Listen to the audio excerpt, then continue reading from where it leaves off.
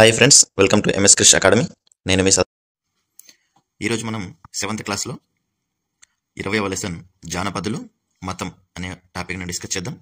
ముందుగా ఎవరైనా మన ఎంఎస్ క్రిష్ అకాడమీని సబ్స్క్రైబ్ చేసుకోకుండా ఉన్నట్లయితే తప్పకుండా సబ్స్క్రైబ్ చేసుకోండి.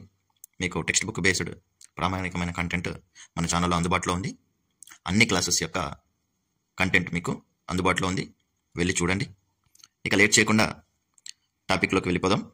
సో ఇక్కడ జానపదులు అంటే ఏంటండి? సో మనకు ప్రాచీన కాలం నుండి మౌఖికంగా, ఓకేనా, అలాగే లిఖితపూర్వకంగా కొంత సంస్కృతి సంప్రదాయాలు అనేటి తర్వాత తరాల వారికి అందుతూ ఉంటాయి. వాటిలో గ్రామీణకు సంబంధించినవి అంటే నాగరికత అభివృద్ధి చెందిన తర్వాత ఒక రకమైన ఆచారాలు పాటించారు. నాగరికతకు పూర్వం ఒక రకమైన ఆచార సంప్రదాయాలు అనేవి పాటించారు. సో నాగరికత ఎక్కువ అభివృద్ధి చెందక ముందు పాటించిన వాటిని ఇప్పుడు ఆధునిక వాళ్ళు కూడా పాటిస్తున్నారు. ఆధునికమైన వాటిని కూడా జానపదులు పాటిస్తున్నారు. సో ఇందులో మనం దేవుళ్ళ గురించి, మన తెలంగాణ ప్రాంతంలో జానపదులు అంటే ఇక్కడ గ్రామీణ ప్రాంతం వాళ్ళు ఏ ఏ దేవుళ్ళను ఆరాధిస్తున్నారు అనేది ఇక్కడ ఇవ్వడం జరిగింది. సో మన తెలంగాణలో అత్యంత ప్రసిద్ధి చెందిన గ్రామ దేవత పోచమ్మ. ఈమె మనకు ప్రతి ఊర్లో కూడా ఈమె గుడి ఉంటుంది. సో మామూలుగా అయితే ఈమె గుడి ఏ విధంగా ఉంటుంది, ఎటువంటి ఆకర్షణీయంగా ఉండదు. సాధారణంగా ఏదైనా చిన్నపాటి ఒక గుడి కానీ లేదా ఒక వేప చెట్టుకు ఆనుకొని అక్కడ ఒక చిన్న బండరాయి రూపంలో కానీ ఉంటుంది. సో ఆధునికమైన పట్టణాల్లో వాస్తు శిల్పితో నిర్మించిన విగ్రహాలు పెట్టి కూడా పెద్ద పెద్ద గుళ్ళు కడుతున్నారు. సో మామూలుగా అయితే ఆమెది ఏ చెట్టు కిందనో ఒక చిన్నపాటి గుడిలాగానో ఉంటుంది.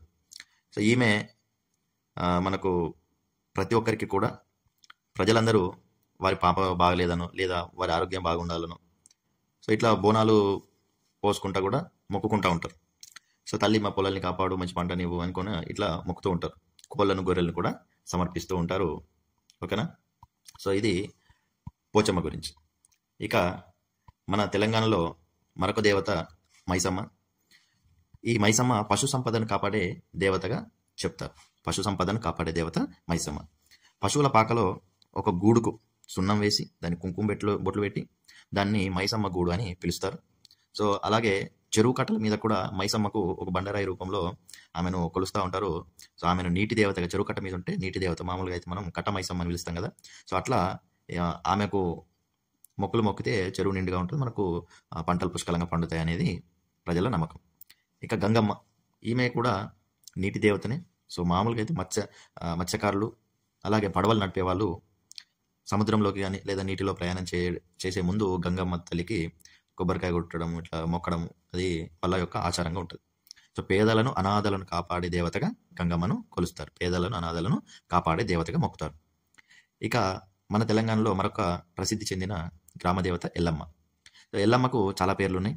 పోలేరమ్మ అని, మరిడమ్మ అని, రేణుకామాత అని, మహంకాళి అని, జోగమ్మ, సోమలమ్మ ఇట్లా మొదలైన పేర్లతో ఎల్లమ్మను పిలుస్తారు.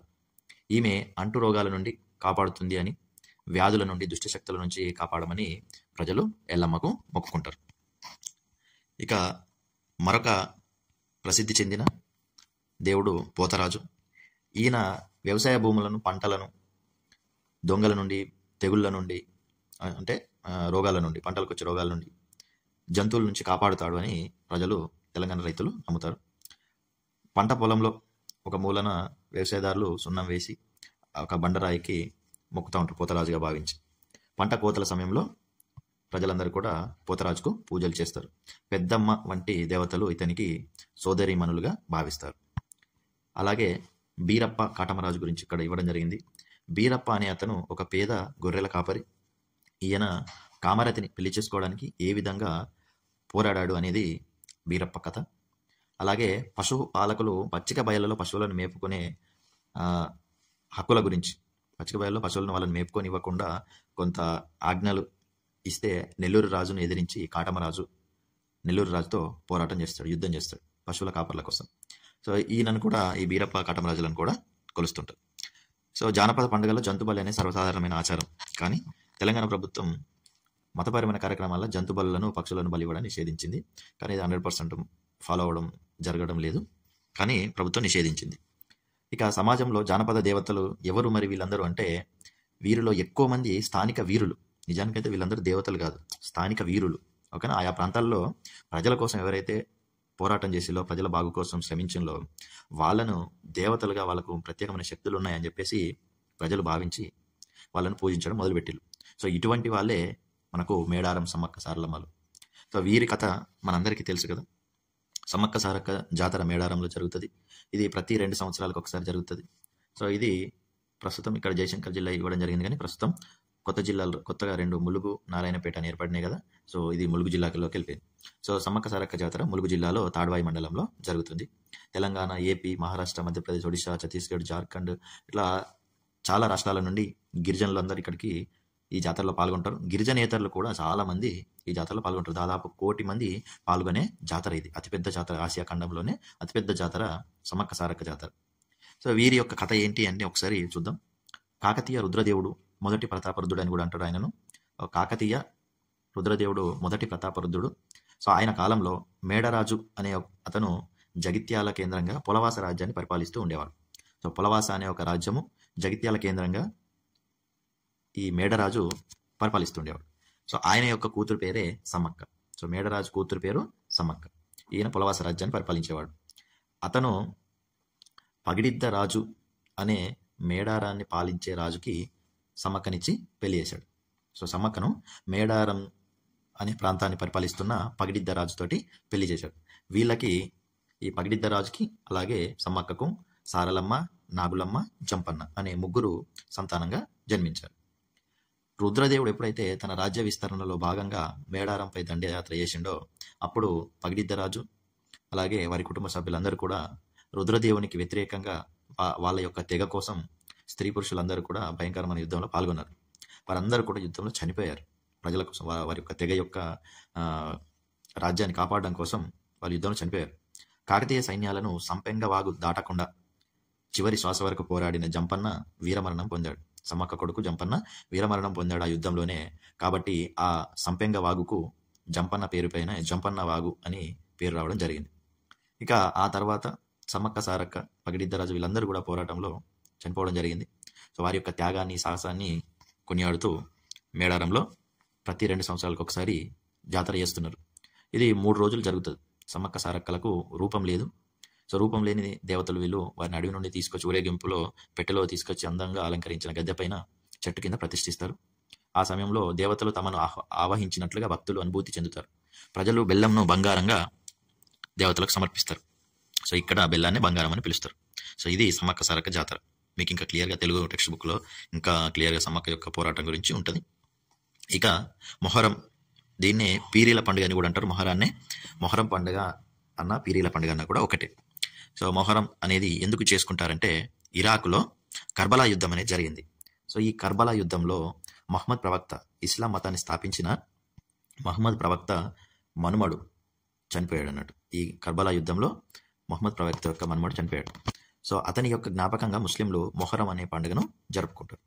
వెదురు బద్దలతోటి గుమ్మటంలాగా తయారు చేసి దానికి మెరుపు గుడ్డలు కట్టి పూలు, ఎండు కొబ్బరి కుడకలు ఇలా అలంకరించి పై భాగంలో నిలవంక లేదా చేతి ఆకారంలో పీరీల చిహ్నాన్ని తయారు చేస్తూ ఉంటారు.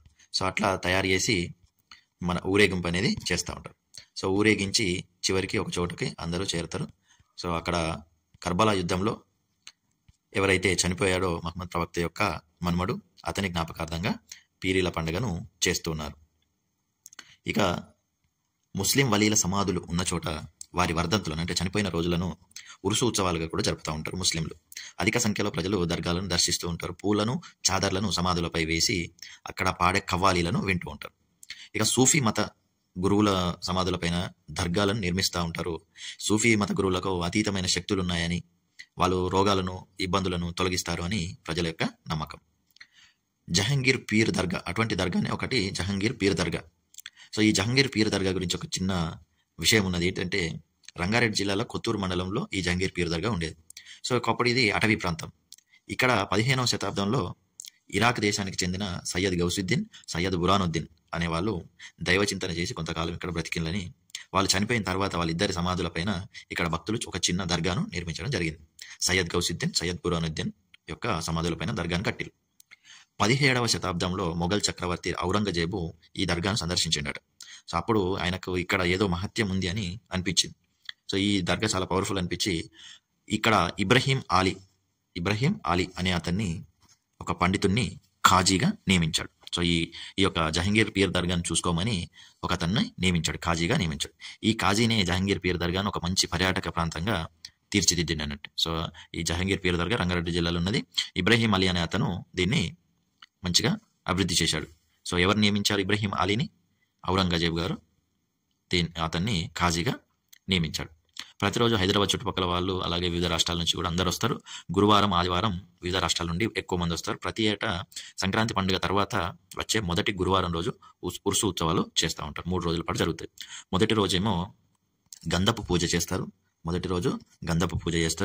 రెండవ రోజు దీపారాధన చేస్తారు.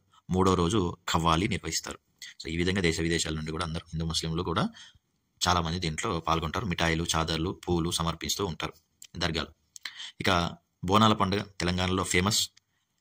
ఇది దేవతలకు ఆహారాన్ని సమర్పించి పూజించిన తర్వాత కుటుంబ సభ్యులు తింటూ ఉంటారు.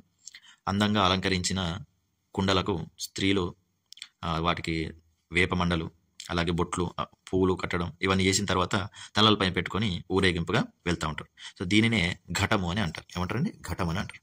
సో ఇత్తడి బిందెలు కానీ మట్టి కుండలు కానీ అన్నంతో నింపి వేపాకులు వేసి, అలాగే బెల్లంతో కలిపిన సాక అనేది కూడా తయారు చేస్తూ ఉంటారు. ఇక మగవారు పోతరాజులుగా వేషం వేసుకొని వేపాకులు పట్టుకొని కొరడా దెబ్బలు వేస్తూ ఊరేగింపులో ముందు నడుస్తూ ఉంటారు. ఈ విధంగా బోనాల పండుగ చేస్తూ ఉంటారు. ఈ వస్త్రాలను, నైవేద్యాన్ని ఇట్లా సమర్పించడాన్ని, బోనాల పండుగలో ఇలా సమర్పించడాన్ని ఊరడి అని అంటారు. అలాగే పచ్చికుండపై ఎక్కి భవిష్యవాణిని చెప్పడాన్ని రంగం ఎక్కడం అని అంటారు. ఇది మీకు తెలుగు బుక్స్లో వస్తుంది. ఓకేనా? ఇక్కడ ఒకసారి గుర్తు చేస్తున్నా అంతే. ఇక జానపద సాంప్రదాయాలు ప్రాచీన కాలంలో నుంచి కూడా ఇవి ఉన్నాయి అని మనకు ప్రాచీన గ్రంథాల ద్వారా మనకు తెలుస్తుంది. సో ఏమేమి గ్రంథాలలో ఉన్నాయంటే, శ్రీనాథుడు రచించిన పల్నాటి వీర చరిత్ర, ఈ కథలో పోతరాజు పూజ గురించి ఉన్నదట. సో శ్రీనాథుడు 14వ శతాబ్దంలో శ్రీనాథుడు రచించిన పల్నాటి వీర చరిత్ర అనే పుస్తకంలో పోతరాజు గురించి కాస్తంత వివరించడం జరిగింది. అలాగే వల్లభరాయుడు రాసిన క్రీడాభిరామంలో పల్నాటి వీరులు, వరంగల్లో మైలార దేవత గురించి, ఇతర మాతృదేవతల ఆరాధనల గురించి కూడా వర్ణించడం జరిగింది. వల్లభరాయుడు రాసిన క్రీడాభిరామంలో కూడా పల్నాటి వీరులు, వరంగల్లో మైలార దేవత, ఇతర మాతృదేవతల గురించి కూడా ఉన్నది. ఇక గుళ్ళు, చర్చలు, మసీదుల కంటే ఈ జానపద దేవతల ఆరాధన భిన్నంగా ఉంటుంది. ఎందుకంటే ఈ జానపద దేవతలకు పూజారులు అంటే వాళ్ళు ఎవరు ఉండరు. చాలా సింపుల్గా ఉంటాయి పూజా విధానాలు కూడా. కులం, మతం, ఆర్థిక స్థితితో నిమిత్తం లేకుండా అందరూ కూడా దేవతలను పూజిస్తూ ఉంటారు. ముస్లింలు, రైతులు, జానపద దేవతల పూజలు అందరూ కూడా పాల్గొంటారు. అన్ని మతాల వాళ్ళు కూడా పాల్గొంటారు. దర్గాలకు వెళ్తారు. సో చెట్లకు, గోడలకు దారాలు కడతారు. తమ సమస్యలు తీరిస్తూ మొక్కులు చెల్లించుకుంటారు. తాయితులు కట్టించుకుంటారు. పీర్జాతీయులను ప్రార్థిస్తూ ఉంటారు. ఇట్లా రకరకాల నమ్మకాలు అనేవి ఉన్నాయి. జానపద దేవతలు, ఉన్నత మత సాంప్రదాయాలు రెండు కూడా కలిసిపోయినాయి. సో ఒకప్పుడు ఈ జానపద పూజా విధానాలను, అలాగే ఉన్నత మతాలు ఆచరించేవారు వేరువేరుగా ఉండేది. కానీ ఉన్నత మతాలకు చెందిన నమ్మకాలను జానపదులు పాటిస్తున్నారు. జానపదుల యొక్క నమ్మకాలను ఉన్నత మతాలకు సంబంధించిన వాళ్ళు కూడా పాటిస్తూ ఉన్నారు. సో అప్పటి కాలంలో రావి చెట్టును, నాగులను, మాతృదేవతలను పూజించేవాళ్ళు.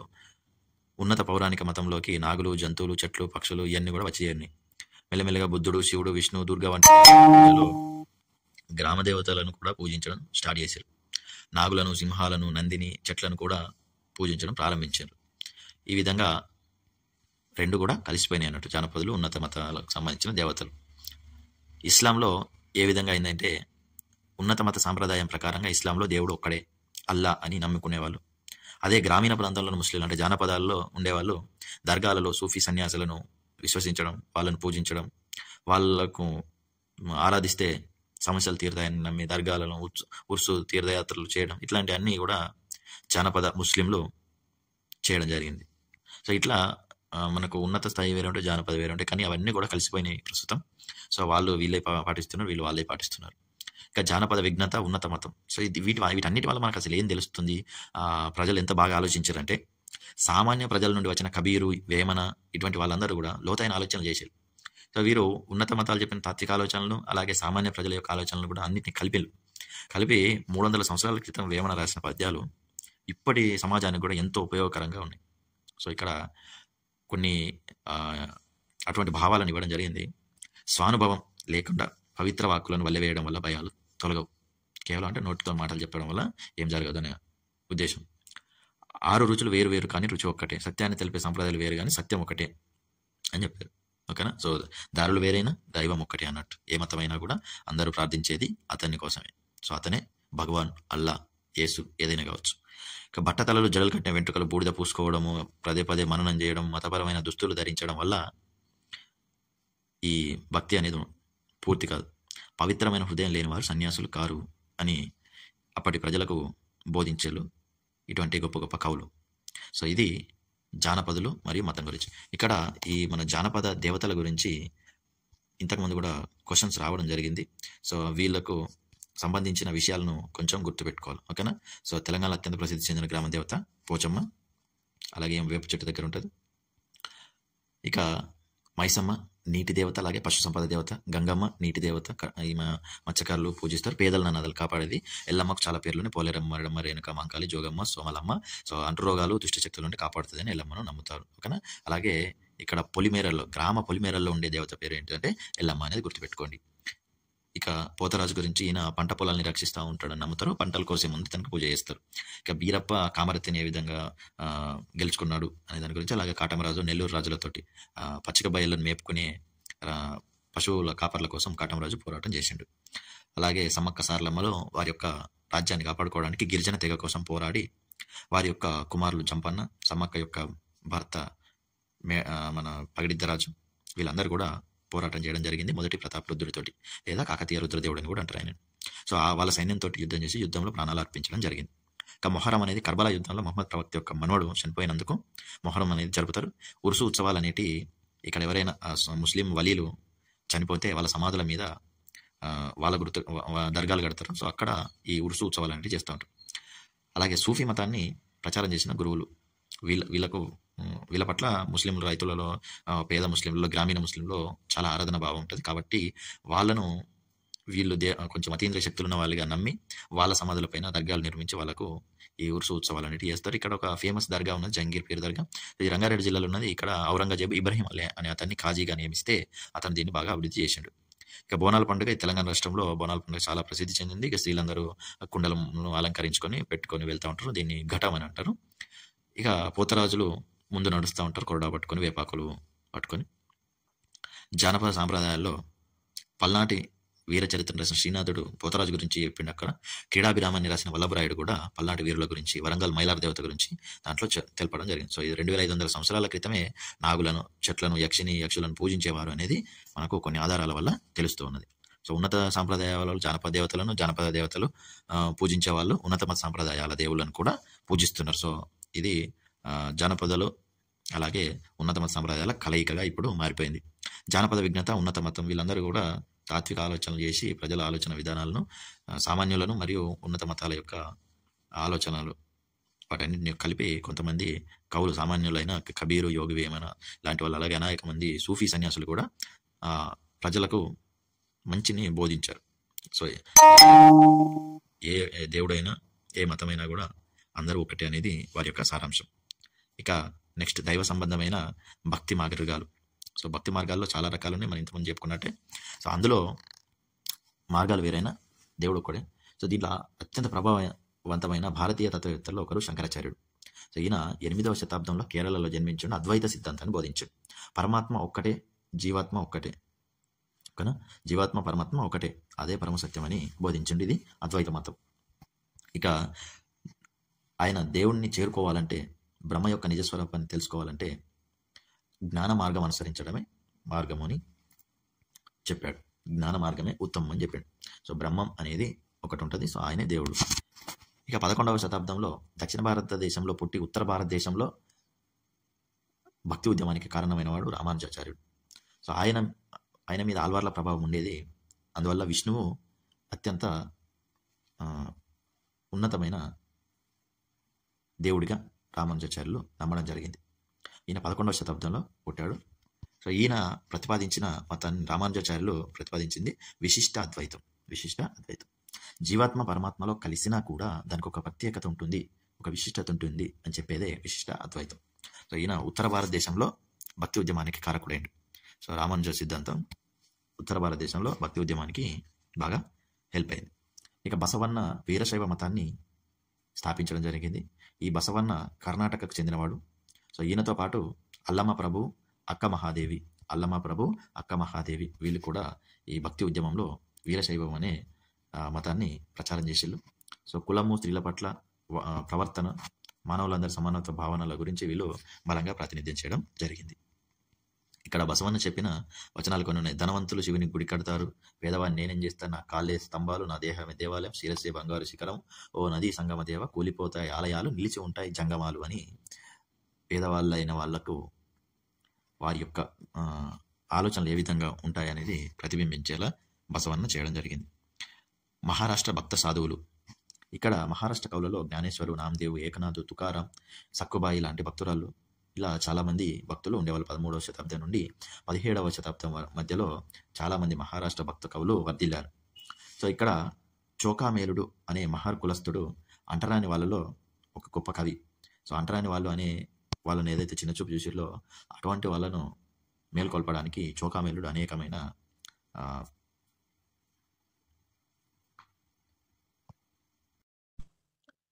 చోకామేలుడి కుటుంబం వాళ్ళందరూ కూడా భక్తి సాంప్రదాయంలో అంటరాని తనం వాళ్ళ యొక్క అభివృద్ధి కోసం చాలా పాటలు రాయడం జరిగింది. సమస్త జనుల హృదయాల్లో నివసించే ఇష్టదైవం మీద అందరి దృష్టిని కేంద్రీకరింపజేసేలా చేశారు. పండరిపురంలో విఠలుడి గురించి, అంటే విఠలుడు అంటే విష్ణు యొక్క మరో రూపం. సో ఆయన గురించి ఎక్కువ రాయడం జరిగింది. ఇక వీళ్ళు నిజానికి సన్యాసాన్ని కూడా వీళ్ళందరూ తిరస్కరించాలి. భక్త కవులందరూ కూడా సన్యాసం చేయాల్సిన అవసరం లేదు, అందరిలాగానే కుటుంబ జీవనం చేస్తూ అందరిలాగానే కావాల్సినంత సంపాదించుకుంటూ అవసరం ఉన్న వాళ్ళ తోటి వాళ్ళకి సేవ చేస్తూ ఉండటానికి మించిన పని లేదు అని ఈ భక్త కవులందరూ చెప్పడం జరిగింది. సో దీనివల్ల ఏదో సన్యాసం తీసుకొని లేకపోతే బ్రహ్మచర్యం పాటిస్తూ మానవ సేవ చేయాలి అనే ఆలోచన నుంచి బయటపడి అందరిలాగా ఉంటూ కూడా మన చుట్టూ ఉన్న వాళ్ళకి చేయొచ్చు అనే ఒక కొత్త మానవతా భావాన్ని వీళ్ళు తీసుకురావడం జరిగింది. ప్రసిద్ధి చెందిన గుజరాతీ భక్తుడు నరసింహ మెహతా ఇతరుల బాధను అర్థం చేసుకునే వాళ్ళే వైష్ణవులు అని అన్నారు. సో ఈయన ఎవరు? నరసింహ మెహతా గుజరాతీ భక్తుడు. సో ఈయన శ్రీకృష్ణునికి సంబంధించినవి చాలా రాశాడు. ఇక సంతు తుకారం రాసిన ఒక అభంగులో ఒక విషయం ఇచ్చాడు. ఇక్కడ అభంగ్ అంటే మరాఠీ యొక్క భక్తి గీతం. సో ఇక్కడ ఆయన తుకారాం ఏం చెప్పిండు? విపరీతంగా అసహించుకునేవాడిని, దెబ్బలు తినేవాడిని, వేట్లు పడ్డవాడిని, వాడిని తలుచుకొని అతడే సాధువు అని, అతనికి దేవుడు తోడుగా ఉంటాడు అని, అతన్ని వదిలేసిన ప్రతి వ్యక్తిని హక్కున చేర్చుకుంటాడు అని, బానిసల్ని ప్రతి ఒక్కరిని తన కొడుకులా చూసుకుంటాడు అని, ఇలాంటి వ్యక్తిని మనిషి రూపు దాల్చిన దేవుడు అని అంటాడు అని తుకారం చెప్పాడు. అంటే ఎవరైతే బలహీనులో వాళ్ళను తనలాగా పోల్చుకొని ఊహించుకొని ఆ బాధలు పడ్డట్లు తలుచుకొని వాళ్ళకి ఎవరైతే సహాయం చేస్తూ ఉంటారో ఆ సహాయం చేసే వ్యక్తికి దేవుడు తోడుగా ఉంటాడు అని ఈయన అర్థం. చోకామేలుడు రాసిన అభంగులోని భావం కూడా ఇక్కడ ఇవ్వడం జరిగింది. సో భుక్త శేషాన్నం తినడమే కదా మా బతుకంతా, అంటే మిగిలిపోయిన అన్నం తినడమే కదా, ఎవరో తినగా మిగిలిన అన్నం తినడం అన్నట్టు ఇక్కడ భుక్త శేషాన్నం అంటే. మమ్మల్ని నిమ్న కులంలో పుట్టించింది నువ్వే, మా ఇంట్లో తిన్నావు కదా, దాన్ని ఎలా కాదనగలవు, నాకెందుకు ఇచ్చావు ఈ జన్మం అని అడుగుతున్నాడు అని చెప్పేసి ఇక్కడ ఒక అభంగం రాయడం జరిగింది. సో అక్కడ సామాజిక వ్యవస్థలో ఉన్న చిన్న చూపును ఇక్కడ పేర్కొనడం జరిగింది. అలాగే నాథపంథీయులు, సిద్ధులు, యోగులు. సో నాథపంథీయులు, సిద్ధులు, యోగులు వీళ్ళందరూ తార్కికంగా ఆలోచిస్తూ కొన్ని మతపరమైన కొన్ని దురాచారాలను విమర్శించడం జరిగింది. వీళ్ళు ఏం చెప్పారంటే బయట ప్రపంచాన్ని వదిలేసి పరమసత్యాన్ని ధ్యానించడంలో అలాగే ఐక్యం కావడంలో ముక్తి మార్గం ఉంది అని వీళ్ళు చెప్పారు. సో దీన్ని సాధించడానికి ఈ నాథపంథీయులు అలాగే సిద్ధులు, యోగులు వీళ్ళందరూ ఏం చెప్పారంటే యోగాసనాలు, ప్రాణాయామము, ధ్యానం వంటివి చేస్తూ భౌతిక విషయాలపై శిక్షణ పొందాలి అని చెప్పారు. ఈ బృందాలు నిమ్న కులాల వారిలో వ్యాపించినాయి. ముఖ్యంగా వారి యొక్క బోధనలు అనేటి నిమ్న కులాల వారిలో వ్యాపించాయి. ఇక ఇస్లాం మతం, సూఫీ తత్వం, భక్త సాధువులకు సూఫీలకు మధ్య చాలా విషయాల్లో సారూప్యత అనేది ఉన్నది. సో వాళ్ళు ఒకరి భావాలు ఒకరు ఇచ్చిపుచ్చుకునేవాళ్ళు. సూఫీలు ముస్లిం మార్మిక సాధువులు. సో మతనిష్టను వీళ్ళు బాహ్యమైన మతనిష్టను వ్యతిరేకించరు. దేవుడి మీద ప్రేమ, భక్తి, మానవుల మీద దయా, కరుణ ఉండాలి అని చెప్పిన వాళ్ళు సూఫీ సాధువులు. ఏకశ్వరోపాసన పాటించాలని, అంటే ఒకే దేవుడికి విధేయులై ఉండాలని ఇస్లాం బోధించింది. విగ్రహారాధన చేయకూడదు వాళ్ళ ప్రకారంగా. సో ఆరాధనాపరమైన కర్మలను చాలా వరకు సరళీకరించి సామూహిక ప్రార్థనలను విధించింది. షరియత్ అనే పవిత్ర న్యాయాన్ని ఈ ముస్లిం పండితులు రూపొందించారు. ప్రపంచాన్ని మరిచిపోయి ప్రియుడు ప్రియురాలి కోసం తపించినట్లు దేవుడిలో ఐక్యం కావాలి అని వీళ్ళు బోధించడం జరిగింది. సో వివిధ సంఘటనలు, నీతి కథలతోటి, కవితలతోటి, వచన సాహిత్యంతో వీళ్ళు వారి యొక్క భావాలను వ్యాపింపజేశారు. ఘజ్లీ, రూమీ, సాది మధ్య ఆసియా ప్రాంతపు గొప్ప సూఫీలు వీళ్ళందరూ. ఘజ్లీ, రూమీ, సాది అనేవాళ్ళు. నాథపంథీయులు, సిద్ధులు, యోగుల మాదిరిగానే వీళ్ళు కూడా ప్రపంచాన్ని వేరే విధంగా చూడడానికి హృదయానికి శిక్షణ ఇవ్వచ్చు అని చెప్పారు. సో ఈ శిక్షణకు వాళ్ళు జిక్ర్, ఒక నామాన్ని కానీ సూత్రాన్ని కానీ జపిస్తూ ఉండడాన్ని జిక్ర్ అంటారు. అలాగే ధ్యానము, సామ అంటే పాడటం, రక్స్ అంటే డ్యాన్స్ అన్నట్టు. అలాగే నీతి కథలను చర్చించడం, ప్రాణాయామం మొదలైన వాటిని ఒక గురువు లేదా పీరు మార్గదర్శకంలో సాధన చేయాలి అని చెప్పాలన్నట్టు. సూఫీ గురువుల యొక్క పరంపరను సిల్సిలా అంటారు. సో ఈ విధంగానే సూఫీ గురువుల పరంపర అనేది ఏర్పడింది. అంటే ఈ జిక్ర్, ధ్యానము, సామ, నీతి కథలను చర్చించడం, ప్రాణాయామం, రక్స్, డ్యాన్స్ చేయడం, ఇటువంటి అన్నీ కూడా ఒక గురువు మార్గదర్శకంలో ఇవన్నీ చెయ్యాలి అని వాళ్ళు చెప్పాలన్నట్టు. సో ఆ గురువులే సూఫీ గురువులు. వాళ్ళు ఒక్కొక్కరు బోధనలో, సాధనపర కర్మలో భిన్నమైన తరీకాను పాటిస్తూ వచ్చారు. తరీకా అంటే పద్ధతులు పాటిస్తూ వచ్చారు. 11వ శతాబ్దం తర్వాత మధ్య ఆసియా నుండి సూఫీలు హిందుస్థాన్లో వచ్చి స్థిరపడ్డారు. అనేక మంది సూఫీ సాధువులు భారతదేశం అంతటా కూడా ప్రధాన కేంద్రాలను ఏర్పరచుకున్నారు. అత్యంత ప్రభావవంతమైన వ్యవస్థల్లో చిస్తీ పరంపర కూడా ఒకటి. ఇందులో బోధకులు చాలామంది వచ్చారు. ఈ చిస్తీలలో అజ్మీర్లో ఉన్న ఖ్వాజా మొయినుద్దీన్ చిస్తీ అనే అతను, అలాగే ఢిల్లీలో కుత్బుద్దీన్ బక్తియార్ కాకి, పంజాబ్లో బాబా ఫరీదు, ఢిల్లీలో ఖ్వాజా నిజాముద్దీన్ ఔలియా, గుల్బర్గాలో బందా నవాజ్ గిసు దరాజ్, వీళ్ళందరూ కూడా చిస్తీ పరంపరలో ప్రసిద్ధి చెందిన సూఫీ బోధకులు. ఓకేనా. సో అజ్మీర్లో ఖ్వాజా మొయినుద్దీన్ చిస్తీ, ఢిల్లీలో కుతుబుద్దీన్ బక్తియార్ కాకి, పంజాబ్లో బాబా ఫరీద్, ఢిల్లీలో ఖ్వాజా నిజాముద్దీన్ ఔలియా, అలాగే గుల్బర్గాలో బందా నవాజ్ గీసు దరాజ్, వీళ్ళు ముఖ్యమైన వాళ్ళు. సూఫీ గురువులు తమ ఖాన్ఖాలలో అంటే ధర్మశాలలో సమావేశాలు జరిపేవాళ్ళు. రాజవంశీయులు, జమీందారులు, సాధారణ ప్రజలందరూ కూడా పాల్గొనేవారు. లౌకిక సమస్యలు పరిష్కరించుకునేందుకు సాధువుల దీవెనలను వీళ్ళు కోరుకునేవాళ్ళు. సూఫీ గురువులకు అలౌకిక శక్తులు ఉంటాయని ప్రజలందరూ నమ్మేవాళ్ళు. సూఫీ సాధువుల యొక్క సమాధులు అంటే గోరీలో వాటిని దర్గాలుగా చేసి యాత్రాస్థలాలుగా మారి అన్ని మతాల వాళ్ళు వస్తూ ఉండేవాళ్ళు. భారతదేశంలో కొత్త మత విశ్వాసాల అభివృద్ధి. ఇస్లాం, హిందూ మతం, సూఫీ తత్వం, ఇతర భక్తి శాఖల వారు, నాథపంథీయులు, సిద్ధులు, యోగులు ఇట్లా ఒకరి వల్ల ఒకరు ప్రభావం అయిపోయి కొత్త పట్టణాలు, రాజ్యాలు ఈ కాలంలో పుట్టుకొస్తూ ఉండడం వల్ల వాళ్ళ కొత్త వృత్తులు ఏర్పడినాయి. సో కొత్త పాత్రలను వాళ్ళు అన్వేషిస్తూ వృత్తి పని వారు, రైతులు, వర్తకులు, కార్మికులు ఈ కొత్త సాధువుల బోధనను వినడానికి గుమిగూడి వ్యాప్తి చేశారు. కబీరు, బాబా, గురునానక్ లాంటి వాళ్ళు కొందరు చాదస్త ఆచారాలను, నమ్మకాలను తిరస్కరించారు. బమ్మెరపోతన, అన్నమాచార్య, చైతన్య మహాప్రభు, తులసీదాసు, సూరదాసు లాంటి వాళ్ళు అప్పటి విశ్వాసాల సాధనలను స్వీకరిస్తూ వాటిని అందరికీ అందుబాటులోకి తేవాలని అభిలాషించారు. వరంగల్ దగ్గర ఉన్న బమ్మెర గ్రామంలో ప్రసిద్ధి కవి అయిన పోతన మహాభాగవతాన్ని తెలుగులో రాశాడు. పోతనను సహజ కవి అని కూడా అంటారు. సో ఈయన భక్తి తత్వపరమైన భావాలను వెల్లడించడమే కాకుండా అతను పాండిత్య ప్రదర్శన కోసం, చాతుర్యం ప్రదర్శించడం కోసం మాత్రం కవితను రాయలే. సో ఆయన భక్తితోటి మాత్రమే రాసిండు అన్నట్టు. తాళ్ళపాక అన్నమాచార్యులు ఆంధ్రప్రదేశ్కు చెందిన వాగ్గేయకారుడు. సో వాగ్గేయకారుడు అంటే ఆయనే పాట రాసుకుంటాడు, ఆయనే పాడతాడు అన్నట్టు. సో వాళ్ళను వాగ్గేయకారులు అంటారు. ఈయనను పద కవితా పితామహుడు అని కూడా అంటారు. పద కవితా పితామహుడు అంటే తాళ్ళపాక అన్నమాచార్య. అన్నమయ్య సినిమా కూడా ఉంది కదండి. సో అన్నమయ్య తిరుపతి వెంకటేశ్వర స్వామి మీద చాలా కీర్తనలు రాసిండు. మనకు కొన్ని మాత్రమే దొరికినాయి. సో ఆయన చాలా కీర్తనలు రాసిండు.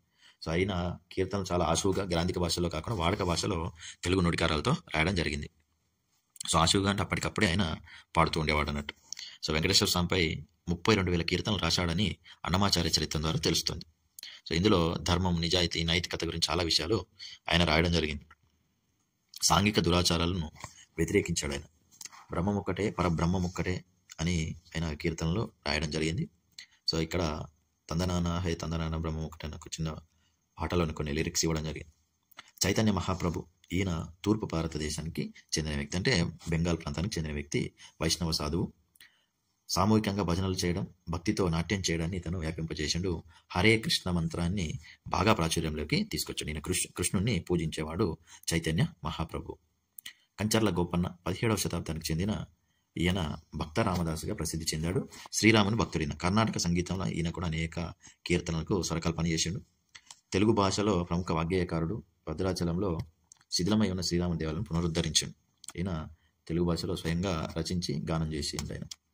ఈయన అనేక భక్తి గీతాలను రచించిండు. దాంట్లో దాశరథి శతకాన్ని రచించి 108 పద్యాలను శ్రీరామునికి అంకితం చేసినట్టు భక్త రామదాస్. ఇక తులసీదాసు భగవంతుణ్ణి రామునిలో చూసుకున్నాడు. రామచరితమానస్ అనే కావ్యాన్ని రాసిండు. ఇది తూర్పు ఉత్తరప్రదేశ్లో వాడుకలో ఉన్న అవధి భాషలో రాసిండు, అవధి భాష. సో ఈయన సాహిత్యపరంగా మరియు భక్తిపరంగా కూడా ఈ రామచరితమానస్ అనేది చాలా ప్రాచుర్యాన్ని, ప్రాముఖ్యతను పొందింది. ఈయనకు సమకాలికుడు అస్సాంలో శంకరదేవుడు. ఆయన విష్ణు భక్తిని అస్సామీ భాషలో కావ్యాలు, నాటకాలు రాస్తూ విష్ణు వైష్ణవాన్ని ఎక్కువ వ్యాపింపజేసిండు. నామ్ఘర్ అనే పేరుతోటి ఆయన భగవన్నామ జపధ్యానాల కోసం మందిరాలను కూడా ఏర్పాటు చేసే సాంప్రదాయాన్ని మొదలుపెట్టాడు. నామ్ఘర్ అంటే మందిరాలు ఏర్పాటు చేయడం అన్నట్టు. సో ఈ విధంగా అస్సామీ భాషలో శంకరదేవుడు, అలాగే అవధి భాషలో తులసీదాసు రామచరితమానస్, అలాగే తెలుగు భాషలో కంచర్ల గోపన్న లేదా భక్త రామదాసు, తాళ్ళప కన్నమాచార్యులు, ఈయన కూడా తెలుగు భాషలోనే. సో ఇట్లా చైతన్య మహాప్రభు బంగాల్ ప్రాంతంలో ఆయన హరే కృష్ణ మంత్రాన్ని బాగా ప్రాచుర్యం చేసిండు. పోతన సహజ కవి, ఈయన భక్తితత్వంతో, కేవలం భక్తితోటే సాహిత్యాన్ని రచించడం జరిగింది. సో ఇట్లా చాలామంది కవులు అప్పటి కాలంలో వారి యొక్క భక్తిని వివిధ రూపాల్లో ప్రజల్లో వ్యాపింపజేశారు. ఇక్కడ వర్ణచిత్రం మగ్గం మీద నేత పని చేస్తున్న కబీర్ను మనం గమనించవచ్చు. కబీర్ ఒక సామాన్యమైన కుటుంబంలో జీవించిన కవి. గురునానక్.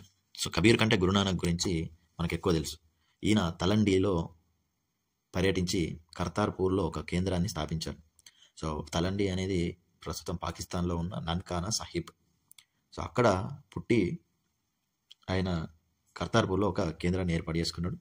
డేరా బాబా నానక్ అనే పేరుతో పిలిచేవాళ్ళు ఆయనను. రావి నది ఒడ్డున ఈ కర్తార్పూర్ అనేది ఉన్నది.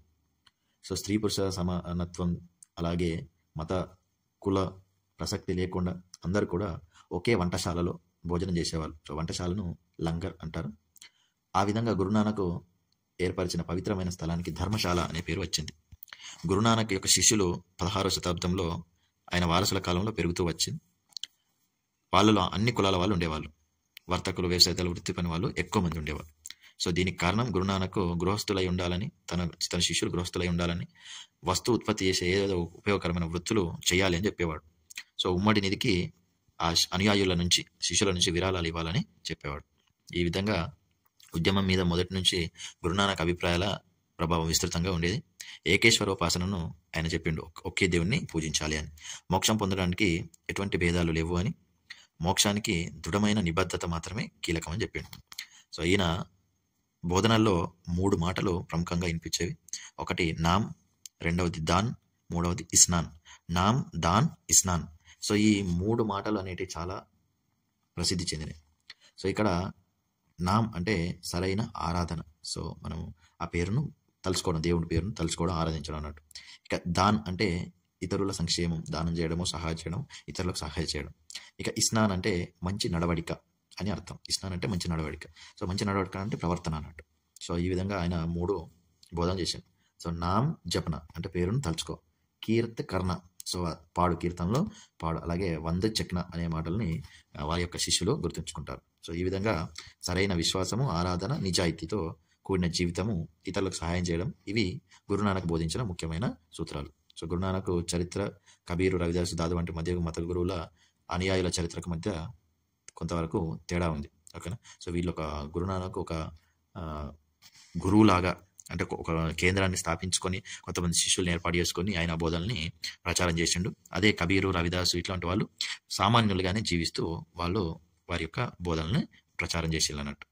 సో ఇది మనకు ఈ మత విశ్వాసాల గురించి. ఇక చివరి లెసన్ రాజులు, కట్టడాల గురించి నెక్స్ట్ పార్ట్లో చెప్పుకుందాం. సో మీకు కనుక మన క్లాస్ నచ్చినట్టయితే ఎంఎస్ క్రిష్ అకాడమీని లైక్ చేయండి, మీ ఫ్రెండ్స్ అందరికీ కూడా షేర్ చేయండి, సబ్స్క్రైబ్ చేసుకోవడం మర్చిపోవద్దు. అందరికీ నమస్కారం. జై హింద్.